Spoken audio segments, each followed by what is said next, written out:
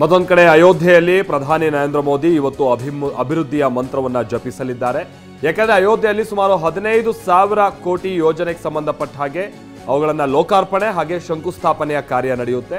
ಅತ್ಯದ್ಭುತ ಮಂದಿರ ಮಾದರಿಯ ಏರ್ಪೋರ್ಟ್ ಕೂಡ ಇವತ್ತು ಉದ್ಘಾಟನೆ ಆಗ್ತಾ ಇದೆ. ಸುಮಾರು 1,500 ಕೋಟಿ ರೂಪಾಯಿ ವೆಚ್ಚದಲ್ಲಿ ನಿರ್ಮಿಸಲಾಗಿರುವಂತಹ ಇಂಟರ್ನ್ಯಾಷನಲ್ ಏರ್ಪೋರ್ಟ್, ರಾಮಪಥ, ಭಕ್ತಿಪಥ, ಈ ರಸ್ತೆಗಳಿಗೆ ಸಂಬಂಧಪಟ್ಟ ಹಾಗೇನೂ ಕೂಡ ವಿಶೇಷವಾಗಿ ಹೆಸರಿಡಲಾಗಿದೆ. ಅವುಗಳನ್ನು ವಿಶೇಷವಾಗಿ ನಿರ್ಮಿಸಲಾಗಿದೆ. ಆ ರಸ್ತೆಗಳನ್ನು ಇವತ್ತಂತೂ ಆ ರಸ್ತೆಯ ಇಕ್ಕೆಲೆಗಳಲ್ಲೂ ಕಾರ್ಯಕ್ರಮಗಳು, ಸಾಂಸ್ಕೃತಿಕ ವೈಭವ ಇದೆಲ್ಲ ಬಹಳ ಜೋರಾಗಿರುತ್ತೆ. ಎಲ್ಲೆಲ್ಲೋ ಹಬ್ಬದ ವಾತಾವರಣ ಇದೆ. ಬಹಳ ಅದ್ದೂರಿ ಬೆಳಕಿನ ಅಲಂಕಾರವನ್ನು ಮಾಡಲಾಗಿದೆ. ನಾವೀಗ ಹೇಳಿದ್ವಲ್ಲ, ಈ ರಾಮಪಥ, ಭಕ್ತಿಪಥ, ಧರ್ಮಪಥ ಈ ರಸ್ತೆಯಲ್ಲಿ ಪ್ರಧಾನಿ ನರೇಂದ್ರ ಮೋದಿ ಅವರು ಇವತ್ತು ಸಂಚರಿಸಲಿದ್ದಾರೆ ಕೂಡ. ಸುಮಾರು 15 ಕಿಲೋಮೀಟರ್ನಷ್ಟು ಉದ್ದ ಅವರು ಇವತ್ತೊಂದು ಈ ರೋಡ್ ಶೋವನ್ನು ಕೂಡ ನಡೆಸಲಿದ್ದಾರೆ. ಹಾಗೆ ಈ 15 ಕಿಲೋಮೀಟರ್ನ ಈ ಮಾರ್ಗದಲ್ಲಿ ಸುಮಾರು 100ಕ್ಕೂ ಹೆಚ್ಚು ಕಡೆ ಬೇರೆ ಬೇರೆ ತಂಡಗಳ ಕಲಾ ಪ್ರದರ್ಶನಕ್ಕೂ ಕೂಡ ವ್ಯವಸ್ಥೆಯನ್ನು ಮಾಡಲಾಗಿದೆ. ಅಯೋಧ್ಯೆ ಕಂಪ್ಲೀಟ್ ಆಗಿ ಇವತ್ತು ರಾಮಮಯವಾಗಿದೆ. ನಿಮ್ಗೆ ಗೊತ್ತಿರಲಿ, ಇದೇ ಅಂದರೆ ಮುಂದಿನ ವರ್ಷ ಅಂತ ಅಂದರೆ ನಾಡ್ದು ಜನವರಿಯ 22ನೇ ತಾರೀಕಿನಂದು ಅಲ್ಲಿ ಬಾಲರಾಮನ ಪ್ರಾಣ ಪ್ರತಿಷ್ಠಾಪನಾ ಕಾರ್ಯ ನಡೆಯುತ್ತೆ. ಅದಕ್ಕಾಗಿ ಈಗ ಆಲ್ರೆಡಿ 3 ರಾಮನ ಮೂರ್ತಿಗಳನ್ನು, ಬಾಲರಾಮನ ಮೂರ್ತಿಗಳನ್ನು ಕೆತ್ತನೆ ಕಾರ್ಯ ಕೂಡ ಆಗಿದೆ. ಅದರಲ್ಲಿ ಒಂದು ಮೂರ್ತಿಯನ್ನು ಆಯ್ಕೆ ಮಾಡುವಂಥ ಪ್ರಕ್ರಿಯೆ ನಿನ್ನೆಯಿಂದ ಶುರುವಾಗಿದೆ. ಇದೆಲ್ಲ ಒಂದು ಕಡೆ. ಆದರೆ ಇದರ ಜೊತೆಗೇನೆ ಅಯೋಧ್ಯೆಗೆ ದೇಶದ ಮೂಲೆಯಿಂದ ಜನ ಬರ್ಬೋದಾ ಅಂತ ಚಾನ್ಸಸ್ ಇರುತ್ತೆ. ಮುಂದಿನ ದಿನಗಳಲ್ಲಿ ಅದೊಂದು ದೊಡ್ಡ ಧಾರ್ಮಿಕ ಕ್ಷೇತ್ರ ಆಗುವಂಥ ಎಲ್ಲ ಲಕ್ಷಣಗಳು, ಜೊತೆಗೆ ಅದಕ್ಕೆ ಬೇಕಾದಂಥ ಎಲ್ಲ ವ್ಯವಸ್ಥೆಗಳನ್ನು ಕೂಡ ಈಗ ಸರ್ಕಾರ ಮಾಡಿದೆ. ಆ ಕಾರಣಕ್ಕಾಗಿಯೇ ಜನರಿಗೆ ಓಡಾಡೋಕೆ ಅನುಕೂಲ ಆಗಲಿ ಅಂತ ಹೇಳಿ ಇವತ್ತು ಏರ್ಪೋರ್ಟ್ ಹಾಗೆ ರೈಲ್ವೆ ನಿಲ್ದಾಣಗಳನ್ನು ಲೋಕಾರ್ಪಣೆಗೊಳಿಸೋ ಕಾರ್ಯ ಆಗುತ್ತೆ. ದೆಹಲಿಯಿಂದ ವಿಶೇಷ ವಿಮಾನದಲ್ಲಿ ಪ್ರಧಾನಿ ಹೊರಟಿದ್ದಾರೆ. ಈಗ ಆಲ್ರೆಡಿ ದೆಹಲಿಯಿಂದ ವಿಶೇಷ ವಿಮಾನದಲ್ಲಿ ಮೋದಿ ಈಗಾಗಲೇ ಪ್ರಯಾಣವನ್ನು ಬೆಳೆಸಿದ್ದಾರೆ. ಅಯೋಧ್ಯೆಯಲ್ಲಿ ಪ್ರಧಾನಿ ಮೋದಿ ಸ್ವಾಗತಕ್ಕೆ ಸಕಲ ಸಿದ್ಧತೆಗಳು ಕೂಡ ಈಗಾಗಲೇ ಆಗಿದೆ.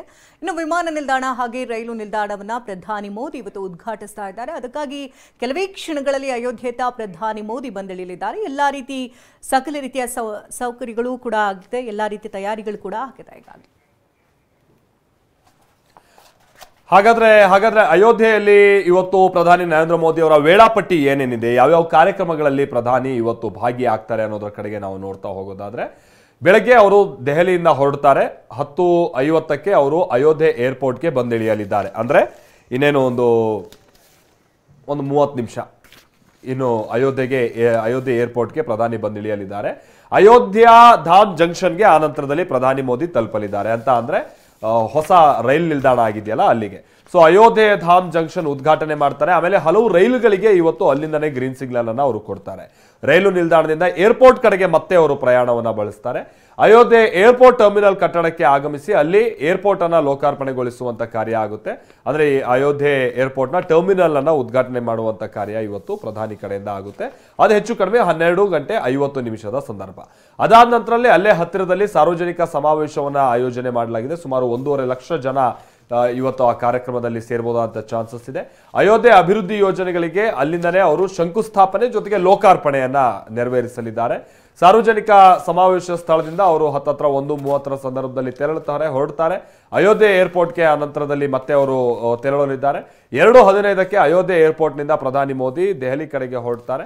ಸೊ 3:35ಕ್ಕೆ ದೆಹಲಿ ಏರ್ಪೋರ್ಟ್ ಅನ್ನ ಪ್ರಧಾನಿ ನರೇಂದ್ರ ಮೋದಿ ಅವರು ಆ ನಂತರದಲ್ಲಿ ತಲುಪಲಿದ್ದಾರೆ. ಇದು 10:50ರಿಂದ 3:30 ತನಕ ಪ್ರಧಾನಿ ನರೇಂದ್ರ ಮೋದಿ ಅವರ ಶೆಡ್ಯೂಲ್, ಇವತ್ತಿನ ಶೆಡ್ಯೂಲ್ ಅದು ಅಯೋಧ್ಯೆಗೆ ಸಂಬಂಧಪಟ್ಟ ಹಾಗೆ ಕಂಪ್ಲೀಟ್ ಅವರು ಮೀಸಲಿಡಲಿದ್ದಾರೆ. ನಾನು ಮೊದಲೇ ಹೇಳಿದಾಗೆ ಈಗ ಆಲ್ರೆಡಿ ಉತ್ತರ ಪ್ರದೇಶದಲ್ಲಿ ವಾರಣಾಸಿ, ಕಾಶಿ ಇದೆಲ್ಲ ಬಹಳ ಡೆವಲಪ್ ಮಾಡಿರುವಂತಹ ಕಾರಣಕ್ಕಾಗಿ ಬಹಳ ಜನ ಹೋಗೋರು ಕೂಡ ಹೆಚ್ಚಾಗಿದ್ದಾರೆ. ಈಗ ಅಯೋಧ್ಯೆಯ ಸರದಿ, ಅಯೋಧ್ಯೆಯ ರಾಮಪಥದಲ್ಲಿ ಈಗ ಆಲ್ರೆಡಿ ಬಹಳ ಜನಸಾಗರ ಕೂಡ ಸೇರ್ತಾ ಇದೆ. ರಾಮಪಥವನ್ನ ಲೋಕಾರ್ಪಣೆಗೊಳಿಸ್ತಾರೆ ಪ್ರಧಾನಿ ಮೋದಿ. ನಾನು ಈಗ ತಾನೇ ಹೇಳಿದಾಗೆ ಅವೆಲ್ಲ ಬಹಳ ಚಿಕ್ಕ ರಸ್ತೆಗಳಾಗಿತ್ತು ಶಕುಂತಲಾ. ಈಗ ಆ ರಸ್ತೆಗಳನ್ನ ಬಹಳ ಅಗಲೀಕರಣ ಮಾಡುವಂತ ಕಾರ್ಯ ಆಗಿದೆ. ಬಹಳ ಒಂದು ಹೈಟೆಕ್ ಸ್ಪರ್ಶವನ್ನು ನೀಡುವಂತ ಕಾರ್ಯ ಆಗಿದೆ. ಈಗ ಅಲ್ಲಿ 3 ರಸ್ತೆಗಳು, ರಾಮಪಥ, ಧರ್ಮಪಥ, ಈಗ ಉದ್ಘಾಟನೆಗೊಳ್ಳುವಂತ ನಿಟ್ಟಿನಲ್ಲಿ ಎಲ್ಲ ವ್ಯವಸ್ಥೆಗಳು ಕೂಡ ಆಗಿದೆ. ಭಕ್ತಿಪಥ, ಸೊ 3 ರಸ್ತೆಗಳು ನಾವು ನೋಡ್ತಾ ಇದೀವಲ್ಲ, ಇವೆಲ್ಲ ರಾಮಪಥ, ಭಕ್ತಿಪಥ, ಧರ್ಮಪಥದ ರಸ್ತೆಗಳು. ಈಗ 2 ವೇ ರಸ್ತೆಗಳನ್ನ ನಿರ್ಮಿಸಲಾಗಿದೆ. ಮುಂಚೆ ಎಲ್ಲ ಸಿಂಗಲ್ ರೋಡ್ಗಳಿತ್ತು, ಅವನ್ನೆಲ್ಲ ಈಗ ವ್ಯವಸ್ಥೆಯನ್ನು ಕೂಡ ಮಾಡಲಾಗಿದೆ. ನಾವು ಪ್ರತಿನಿಧಿ ಹರೀಶ್ ಇದಕ್ಕೆ ಸಂಬಂಧಪಟ್ಟ ಹಾಗೆ ನಮ್ಮ ಜೊತೆಗೆ ಮತ್ತಷ್ಟು ಡೀಟೇಲ್ಸ್ ಅನ್ನ ಕೊಡುವಂತ ನಿಟ್ಟಿನಲ್ಲಿ ನೇರವಾಗಿ ಅಯೋಧ್ಯೆಯಿಂದನೇ ನಮ್ಮ ಜೊತೆಗೆ ಜಾಯಿನ್ ಆಗ್ತಾ ಇದ್ದಾರೆ. ಹರೀಶ್, ಎಲ್ಲ ಅಂದ್ಕೊಂಡಂತಾದ್ರೆ ಇನ್ನೇನೋ ಒಂದು ಅರ್ಧ ಗಂಟೆ ಸಂದರ್ಭದಲ್ಲಿ ಪ್ರಧಾನಿ ಬಂದಿಳಿಯಲಿದ್ದಾರೆ ಅಂತ ಕಾಣಿಸುತ್ತೆ. ಪ್ರಮುಖವಾಗಿ ರಸ್ತೆಯ ಇಕ್ಕೆಲೆಗಳಲ್ಲೂ ಮಾಡ್ಕೊಂಡಿರುವಂತಹ ವ್ಯವಸ್ಥೆ, ಪ್ರಧಾನಿಯನ್ನ ಬಹಳ ಗ್ರ್ಯಾಂಡ್ ಆಗಿ ವೆಲ್ಕಮ್ ಮಾಡ್ಕೊಳ್ಳುವಂತ ನಿಟ್ಟಿನಲ್ಲಿ ಎಲ್ಲ ಆಗಿರುವಂತಹ ಸಿದ್ಧತೆಗಳು, ಇದೆಲ್ಲ ಒಟ್ಟು ಆ ರಾಮನೂರಿನ ವೈಭವ ಹೇಗೆ ಕಂಡು ಬರ್ತಾ ಇದೆ ಹರೀಶ್, ವಿವರಿಸಬಹುದಾ ನಮ್ಗೆ?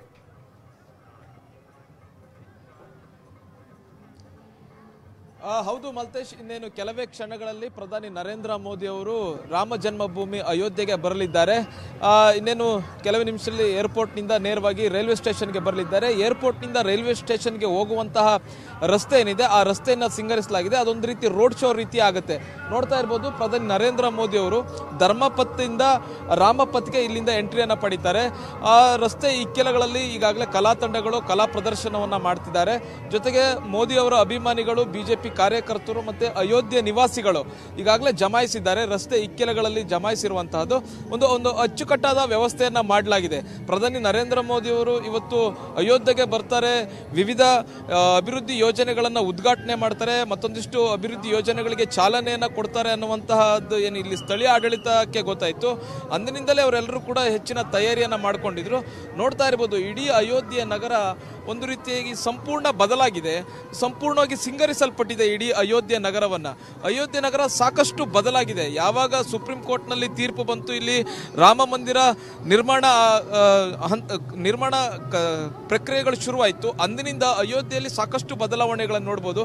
ಈಗ ನಾವು ಏನ್ ನೋಡ್ತಾ ಇದೀವಿ, ಇದು ರಾಮಪಥ್, ಬಹಳಷ್ಟು ಕಿರಿದಾದಂತಹ ರಸ್ತೆ ಇತ್ತು, ಒಂದೇ ವೆಹಿಕಲ್ ಹೋಗ್ಲಿಕ್ಕೆ ಜಾಗ ಇತ್ತು, ಪಾರ್ಕಿಂಗ್ ವ್ಯವಸ್ಥೆ ಇರಲಿಲ್ಲ, ಫುಟ್ಪಾತ್ ವ್ಯವಸ್ಥೆ ಇರಲಿಲ್ಲ. ಈಗ ಸಂಪೂರ್ಣವಾಗಿ ಅಗಲವನ್ನ ಮಾಡಲಾಗಿದೆ, ಡಬಲ್ ರೋಡ್ ಮಾಡಲಾಗಿದೆ, ನೇರವಾಗಿ ರಸ್ತೆಯನ್ನ ಮಾಡಲಾಗಿದೆ. ಸಾಕಷ್ಟು ತಿರುಮುರು ರಸ್ತೆ ಇತ್ತಿದ್ದು, ಈಗ ಸ್ವಲ್ಪ ನೇರವಾಗಿ ಮಾಡಲಾಗಿದೆ. ಯಾಕೆಂದ್ರೆ ಇದೇ ರಾಮ ಮಂದಿರಕ್ಕೆ ಹೋಗ್ಲಿಕ್ಕೆ ಇದ್ದಂತಹ ಪ್ರಮುಖ ರಸ್ತೆ ಇದು. ಮತ್ತೆ ಈ ರಸ್ತೆಯ ಜೊತೆಗೆ ಮತ್ತೊಂದು ಕಾರಿಡಾರ್ ಅನ್ನು ಕೂಡ ಮಾಡಲಾಗಿದೆ. ನೋಡ್ತಾ ಇರ್ಬೋದು ಎಷ್ಟು ಉದ್ದವಾಗಿ ವಿಶಾಲವಾಗಿ ರಸ್ತೆ ಇದೆ ಅನ್ನುವಂಥದ್ದು. ವಾರಣಾಸಿಯಲ್ಲಿ ಹೇಗೆ ಕಾರಿಡಾರ್ ಅನ್ನ ಮಾಡಿದ್ರು, ಅದೇ ರೀತಿಯಾಗಿ ಅಯೋಧ್ಯೆಯಲ್ಲೂ ಕೂಡ ಕಾರಿಡಾರ್ ಅನ್ನ ಮಾಡಲಾಗಿದೆ. ಆ ಕಾರಿಡಾರ್ ಇದಕ್ಕಿಂತ ಇನ್ನಷ್ಟು ಚೆನ್ನಾಗಿದೆ ಕಾರಿಡಾರ್. ಅಲ್ಲಿ ಬೇರೆ ಬೇರೆ ವ್ಯವಸ್ಥೆಗಳಿದೆ, ಶೆಲ್ಟರ್ ವ್ಯವಸ್ಥೆ ಇದೆ, ವಯೋವೃದ್ಧರಿಗೆ ಹೋಗ್ಲಿಕ್ಕೆ ವೀಲ್ ಚೇರ್ ವ್ಯವಸ್ಥೆ ಇದೆ, ರ್ಯಾಂಪ್ ವ್ಯವಸ್ಥೆ ಇರುವಂತಹದ್ದು.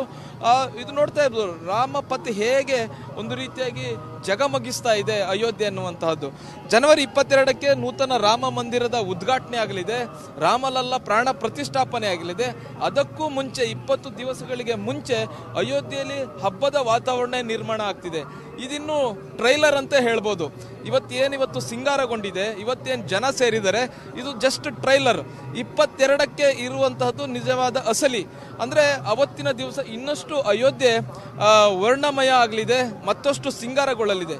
ಪ್ರಧಾನಿ ನರೇಂದ್ರ ಮೋದಿ ಅವರನ್ನು ನೋಡ್ಲಿಕ್ಕೆ ಸಾಕಷ್ಟು ಜನ ಇಕ್ಕೆಲಗಳಲ್ಲಿ ಸೇರಿದ್ದಾರೆ. ನೋಡ್ಬೋದು, ಅಭಿಮಾನಿಗಳು ಬಂದಿದ್ದಾರೆ, ಬಿಜೆಪಿ ಕಾರ್ಯಕರ್ತರುಗಳು ಬಂದಿದ್ದಾರೆ, ಮತ್ತೆ ಅಯೋಧ್ಯೆ ನಿವಾಸಿಗಳು ಪ್ರಧಾನಿ ಮೋದಿ ಅವರನ್ನ ನೋಡಬೇಕು ಅನ್ನುವಂತಹ ನಿಟ್ಟಿನಲ್ಲಿ ಈ ರಸ್ತೆಗಳನ್ನೆಲ್ಲ ಒಡೆಯುವಾಗ ಸಾಕಷ್ಟು ಮಂದಿ ಇಲ್ಲಿನ ಸ್ಥಳೀಯರು ಅಂಗಡಿಗಳು ಹೋಯ್ತು, ಮನೆಗಳು ಹೋಯ್ತು ಅನ್ನುವಂಥ ದುಃಖ ಪಟ್ಟಿರ್ಬೋದು. ಅದ್ರ ಜೊತೆಗೆ ಅವರಿಗೆ ಸಾಕಷ್ಟು ಪರಿಹಾರವನ್ನು ಕೂಡ ಕೊಡಲಾಗಿದೆ. ಅದನ್ನ ಹೊರತುಪಡಿಸಿದ್ರೆ ಈಗ ಬೇರೆಯವರು ಅಯೋಧ್ಯೆಯನ್ನು ನೋಡುವಾಗ ಬಹಳಷ್ಟು ಖುಷಿ ಪಡ್ತಾರೆ. ಯಾರು ಕಲ್ಪನೆ ಮಾಡ್ಕೊಳ್ಳಿಕ್ಕೆ ಸಾಧ್ಯ ಇಲ್ಲ ಈ ತರದ ಒಂದು ಅಭಿವೃದ್ಧಿ ಅಯೋಧ್ಯೆಯಲ್ಲಿ ಆಗುತ್ತೆ ಅನ್ನುವಂತಹದ್ದು. ಚಿಕ್ಕ ಚಿಕ್ಕ ಗಲ್ಲಿಗಳನ್ನು ಕೂಡ ವಿಸ್ತಾರ ಮಾಡಲಾಗಿದೆ. ವಿಸ್ತಾರ ಮಾಡಿ ಒಂದು ಹೊಸ ಟಚ್ ಅನ್ನ ಕೊಡಲಾಗಿರುವಂತಹದ್ದು ನೋಡ್ಬೋದು. ಇಲ್ಲಿ ಅನೇಕ ಕಾರ್ಯಕರ್ತರುಗಳು ಕೂಡ ಸೇರಿದ್ದಾರೆ. ಮೋದಿ ಅವ್ರನ್ನ ನೋಡಬೇಕು ಅನ್ನುವಂತಹ ನಿಟ್ಟಿನಲ್ಲಿ ಸಾಕಷ್ಟು ಮಂದಿ ಇಲ್ಲಿ ಸೇರಿರ್ತಕ್ಕಂಥದ್ದು. ನಾನು ಅವ್ರನ್ನ ಮಾತಾಡಿಸ್ತಾ ಹೋಗ್ತೀನಿ. ಭೈ, ಆಪ್ ಕಹಾ ಸೆ ಆಯೆ? जी अयोध्या से में ही हैं। आज मोदी आ रहे हैं, डेवलपमेंट वर्क को आज उद्घाटन कर रहे हैं, आप कैसे हैं? जी, इस उत्साह को देख करके और मोदी जी के आगमन पर यहाँ अयोध्या का बच्चा बच्चा उत्साहित है। जहाँ से लोग भी आ रहे हैं सब राममय होकर के आ रहे हैं इस अयोध्या को देख करके, और पूरी अयोध्या उत्साहित है। लगता है जैसे मोदी जी मानो आ करके इस अयोध्या की और भव्यता को बढ़ाने वाले हैं।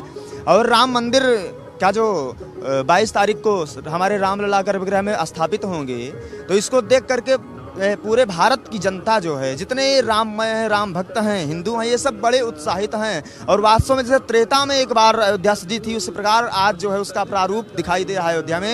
ये सब मोदी जी हैं तभी मुमकिन है। यदि कोई अन्य नेतागण होते या अन्य दलों के नेता होते तो शायद ये संभव ना हो पाता। मोदी जी के हम लोग आभारी रहेंगे, जितने हिंदू हैं और जितने राम भक्त हैं, ये सब आभारी रहना चाहिए कि मोदी जी ने ऐसा अवसर प्राप्त कराया।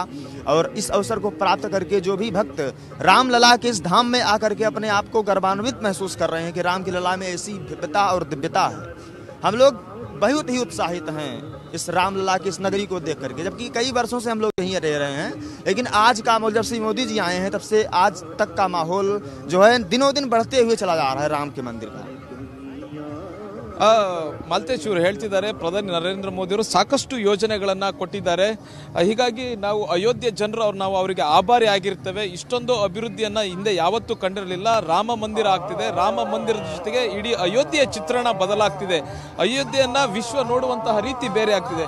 ಮೋದಿ ಬರ್ತಾರೆ ಅಂತಂದ್ರೆ ನೋಡ್ತಾ ಇರ್ಬೋದು, ಸಾಕಷ್ಟು ಕಲಾ ತಂಡಗಳನ್ನ ನಿಯೋಜನೆ ಮಾಡಲಾಗಿದೆ. ಕಲಾ ತಂಡಗಳು ಉತ್ತರ ಪ್ರದೇಶದ ಬೇರೆ ಬೇರೆ ಜಿಲ್ಲೆಗಳಿಂದ ಕಲಾ ತಂಡಗಳನ್ನ ಕರೆಸಲಾಗಿದೆ. ಎಲ್ಲರೂ ಖುಷಿಯಿಂದ ಪ್ರಧಾನಿ ಮೋದಿ ಅವರನ್ನ ಸ್ವಾಗತ ಮಾಡಬೇಕು ಅನ್ನುವಂತಹ ನಿಟ್ಟಿನಲ್ಲಿ ನೃತ್ಯವನ್ನ ಮಾಡ್ತಿರುವಂತಹದ್ದು. ಮತ್ತೆ ಸಾಕಷ್ಟು ಭದ್ರತೆಯನ್ನು ಕೂಡ ವ್ಯವಸ್ಥೆ ಮಾಡಿಕೊಳ್ಳಲಾಗಿದೆ. ಪ್ರಧಾನಿ ನರೇಂದ್ರ ಮೋದಿ ಅವರು, ಯೋಗಿ ಆದಿತ್ಯನಾಥ್ ಅವರು ಬರ್ತಾರೆ ಅಂತಂದ್ರೆ ಸಾಕಷ್ಟು ಭದ್ರತೆ ಇರಬೇಕು. SPG ಸಂಪೂರ್ಣವಾದ ಹಿಡಿತವನ್ನ ಸಾಧಿಸಿರ್ತಕ್ಕಂಥದ್ದು ಅಯೋಧ್ಯೆಯಲ್ಲಿ. ಮತ್ತೆ ಇಂದಿನಿಂದಲೇ ಅಯೋಧ್ಯೆ ಸಂಪೂರ್ಣ ಬದಲಾಗ್ತಾ ಹೋಗುತ್ತೆ. ಅಂದ್ರೆ ಅಯೋಧ್ಯೆಯಲ್ಲಿ ಇನ್ನಷ್ಟು ಅಭಿವೃದ್ಧಿ ಕೆಲಸಗಳಾಗಬೇಕಾಗಿದೆ, ಇನ್ನಷ್ಟು ಕ್ಲೀನ್ ಆಗಬೇಕಾಗಿದೆ. ಅಂದ್ರೆ ಜನವರಿ 22ರ ಒಳಗೆ ಇನ್ನಷ್ಟು ಚಿತ್ರಣಗಳು ಅಯೋಧ್ಯೆಯಲ್ಲಿ ಬದಲಾಗ್ತಾ ಹೋಗುತ್ತೆ. ಅತ್ಯಂತ ವೇಗವಾಗಿ ಕೆಲಸಗಳು ನಡೀತಾ ಇದೆ. ಮತ್ತಷ್ಟು ಹೆಚ್ಚಿನ ಉತ್ಸಾಹ ಇಲ್ಲಿನ ಅಯೋಧ್ಯೆ ಜನರಿಗೂ ಕೂಡ ಹೆಚ್ಚಿನ ಉತ್ಸಾಹ ಬಂದಿದೆ. ಅಂದ್ರೆ ಅಭಿವೃದ್ಧಿ ಕೆಲಸಗಳು ಆಗ್ತಿರೋದನ್ನು ನೋಡಿ ಮತ್ತೆ ಪ್ರಧಾನಿ ನರೇಂದ್ರ ಮೋದಿ ಅವರು ಇವತ್ತು ಅನೇಕ ಅಭಿವೃದ್ಧಿ ಕಾರ್ಯಗಳನ್ನು ಉದ್ಘಾಟನೆ ಮಾಡೋದು ಮತ್ತೆ ಚಾಲನೆ ಕೊಡೋದು ಇಲ್ಲಿನ ಅಯೋಧ್ಯೆ ಜನರಿಗೂ ಕೂಡ ಸಾಕಷ್ಟು ಖುಷಿ ತಂದುಕೊಟ್ಟಿದೆ. Maltesh, thank you Harish.